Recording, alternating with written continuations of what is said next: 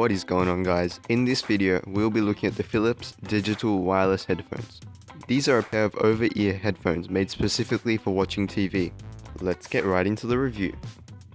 The headphone stand has input for power and audio for the left and right side. As a result, there are two cords that need to be plugged in around the TV and require some cable management. The headphone stand is made of plastic and feels cheap, which is disappointing given the $130 price tag.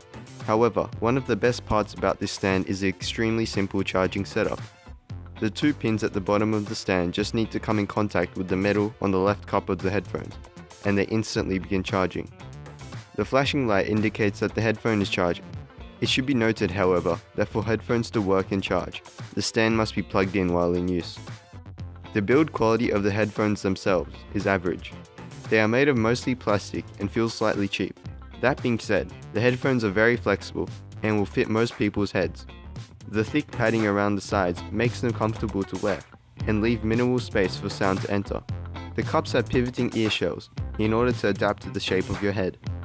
The volume buttons are responsive and have a satisfying click when pressed. This also ensures you won't accidentally change the volume, as light pressure is not enough to push the buttons. Setup was easy and there were no issues in wireless connection. When the headphones are taken off the dock, the wireless light blinks till the connection is established. For the connection to be made, the headphones need to be turned on by using the small switch. It is slightly different from the usual on-off switches, as you have to push down to turn on and then do the same motion to turn off. These digital wireless headphones are designed for usage with a TV, meaning there is no option to use an aux cord to create a wide connection. It should be noted that if you put a wall or two between the headphones and the TV, there are noticeable drops in connection. Battery life is no issue, as you'll never be carrying these anywhere outside.